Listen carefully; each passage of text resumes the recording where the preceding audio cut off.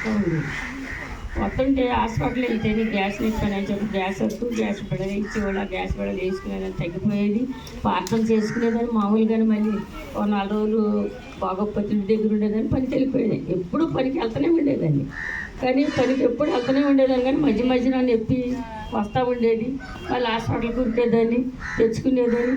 అట్లా పెద్ద పెద్ద తర్వాత అన్నారు కదమ్మా, ఇట్లా నువ్వు బిడలు ఆడకూడదు, గట్టి డాక్టర్ దగ్గర చూపించుకొని వెళ్ళు అని చెప్పంటే గవర్నమెంట్ హాస్పిటల్ ఎలాంటివి నేను ఎప్పుడు ఎలా ప్రైవేట్ హాస్పిటల్కి వెళ్ళేదాన్ని. ఇప్పుడు కూడా తాతయ్య బాబు హాస్పిటల్లో కూడా వెళ్తే నీకు గ్యాసే అన్నారు. అక్కడ కూడా తగ్గలేదు. తర్వాత అమెరికా హాస్పిటల్ వెళ్ళాను. అమెరికా వెళ్ళినాక కూడా అక్కడ కూడా నాకు స్కానింగ్లు అన్నీ తీశారు. కరెంట్ బల్ల మీద కూడా కరెంట్ మీద నడిపించారు. ఆ కరెంట్ మిషన్లో కూడా పెట్టారు. అన్నీ పరీక్షలు చేశారు. ఏమీ అసలు లేదు మీరు అన్నారు. ఈ కిడ్నీలు అన్నీ అవయవాలన్నీ బాగానే ఉన్నాయమ్మా అన్నారు. దేవా ఏంటి మరి నాకు ఎట్టా వస్తుందని చెప్పి మళ్ళీ కొన్ని రోజులు బాగుండేదాన్ని కదా, మళ్ళీ గ్యాస్ మందులే తెచ్చుకునేదాన్ని. మళ్ళీ విజయవాడ వెళ్ళిన తర్వాత అక్కడ అన్ని టెస్టులు చేస్తే 12,000 13,000 దాకా అవుతుంది టెస్టులకే. నాకు అన్నీ బాగానే ఉన్నాయమ్మా, నీకు ఏమీ లేదు అన్నారు. ఏంటి మరి బాధ ఏంటి బాబు, నాకు ఇంత నొప్పానంటే ఈ మందుల వల్ల తగ్గిపోతలే. 800 రూపాయల మందులు ఇచ్చారు, వచ్చేసాను, తగ్గింది. మళ్ళీ మామూలుగానే పనికి పరిగెత్తుకుంటా వెళ్ళిపోయేదాన్ని, పని మామూలుగానే చేసేదాన్ని. ఒక 6 రోజులు మళ్ళీ ఇంటి దగ్గర ఉండేదాన్ని. మళ్ళీ ఏం చేసేదాన్ని, ఈ డాక్టర్ దగ్గరికి వెళ్తే ఏం చెప్పలేదని మళ్ళీ సెషన్స్ డాక్టర్ అని గుండెలో నొప్పి వస్తుంది, గుండె నొప్పిగా వచ్చినట్టు కొంత గుండెలో పొడిచినట్టుగా నాకు ఈ డాక్టర్ నుంచి అని చెప్పి మళ్ళీ ఏలూరు తీసుకెళ్ళి అమ్మగారి ద్వారా వెళ్తే అక్కడ పరీక్షలు చేశారని కరెంట్ బల్ల మీద నడిపించారు. ఎక్స్రేలు స్కానింగ్లు అన్నీ తీశారు. అక్కడ చాలా డబ్బులు లేని. అయితే అక్కడ కూడా ఏమీ లేదు, ఏం ఫాల్ట్ లేదు, అన్నీ బాగానే ఉన్నాయి. గ్యాస్ అయ్యాయి. ఎందుకంటే ఈ ఇంట్లో ఎండ పని చేస్తుంది కనుక గ్యాస్ ఎక్కువగా వస్తుందని అన్నారు వాళ్ళు. అక్కడ ఇచ్చారు, ఏదో 4 రోజులు 3 రోజులకి ఇచ్చారు. అక్కడ వచ్చానండి, పర్వాలేదు. ఎంతలో మా అమ్మాయికి పెళ్ళి అయిపోయింది, పెళ్లి చేసేసాను. అట్టగా బాధలోనే నేను దేవుడు నడిపిస్తూనే ఉన్నాడు.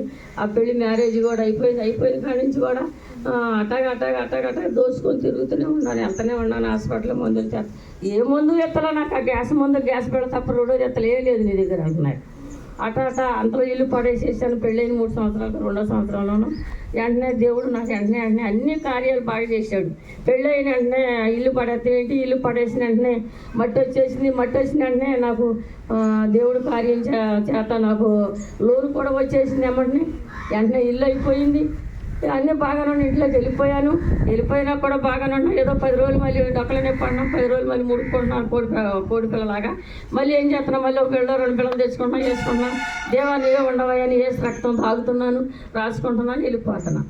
అట్ట ఏమైంది, అది నాకు ఈ ఓళ్ళు ఇంత ఆవిడంత వస్తుందంట ముందు. అది ఎవరికీ తెలవాలి, ఏ డాక్టర్కి కూడా తెలియలేదు. ఆవిడంత ఉంటుందమ్మా ముందులో, పుట్టినప్పుడు అది రాయిలాగా ఆవిడంత రాయాని ఉంది ఓళ్ళు అని అన్నారు. అది పుట్టేటప్పుడు అదంట తెలియదు. 6-7 సంవత్సరాల నుంచి మరి ఎట్లా ఉంటుందంటే 6-7 సంవత్సరాల నుంచి కూడా నీకు మరి నీ నువ్వు వెళ్ళే దేవుడి వల్ల, నువ్వు కొలిసే దేవుడి వల్ల ఎట్టగా అది బయటికి రాలేదు, కనపడలేదు, ఏ ఎక్స్రేలో కూడా పడలేదు అది అని అన్నారు. తర్వాత మళ్ళీ జ్వరం వస్తుంటే వెళ్తే ఏమంటున్నారు, ఏ డాక్టర్ దగ్గరికి వెళ్ళి నీకు రక్తంలో ఇంప్రెషన్ వచ్చింది, నువ్వు ఎండ పని చేస్తావు కానీ రక్తం ఇంప్రెషన్ అన్నారు. అయ్యవాడని తగ్గుతలా, ఎయ్యవాడినా తగ్గకపోతే మా అల్లుడికి 2 నెలల క్రితం కిడ్నీలో రాళ్ళు వచ్చినాయి. వచ్చి దానికి 30,000 అయినాయి. చూయించుకున్నాము, నయం అయిపోయినాయి. ఆ పిల్లోడు చూయించి ఇంటికి వచ్చిన దగ్గర నుంచి లెగుతులా నేను అసలుకి. ఒక రోజు లెగుతా జ్వరం తగ్గుతలే. ఏ హాస్పిటల్ అయినా జ్వరం తగ్గుతలే. అప్పుడు మా అమ్మాయి ఏలూరు ఆశ్రమ హాస్పిటల్ తీసుకెళ్తే అక్కడ స్కానింగ్ తీసి అప్పుడు బయట పెట్టింది. అది ఈ డొక్కలో ఈ ఓళ్ళు ఉంది, ఎంత ఉంది, మన పెసరబద్ద అంత ఉందమ్మా, అదే దోసగింజ అంత ఉంది చిన్నది.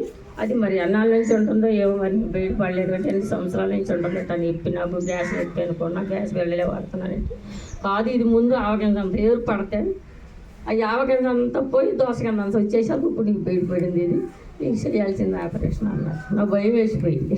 నేను ఎప్పుడు ఆపరేషన్ చేయించుకుని దానికి ఇదేంటి నాకు ఆపరేషన్ పడతాం ఇప్పుడు, సరే ఏమవుతుందిలే 2-3 నెలలు ఔషధాలు చేసేసి దేవుడే బాగు చేస్తాడు. మందులు వెనక కరిగే మందులు ఉంటాయి అంటే అమ్మ అది కరగదు, అది కన్నన పట్టి ఉంటుంది, అది కరెంట్ ఆపరేషన్ సర్జరీ లాగా చేయాలి, నీకు చేయాల్సిందే, తప్పదు, ఎప్పటికైనా నీకు తప్పదు, ప్రమాదం తెచ్చుకోమాకు, ఇప్పటికైనా నీకు బయటపడింది కనుక 6-7 సంవత్సరాల నుంచి నువ్వు నలిగిపోతున్నావు, దీంతో చేసేస్తామని అన్నారు.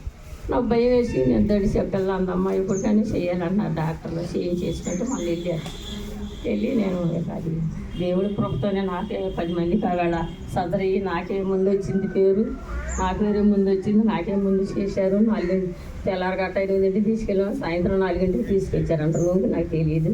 నాకు దేవుడు అన్నీ సహాయం చేశాడు, శుభ్రంగా జరిగిపోయింది. దేవుడికి నేను మందిరానికి ఇచ్చుకుంటానన్నా, కానికి ఇచ్చుకుంటాను అయ్యా అనుకున్నాను. శుభ్రంగా ఉంది, ఆరోగ్యం ఇచ్చాడు. దేవుడి చిన్న సాక్ష్యాన్ని గురించి ఆశీర్వాదాలతో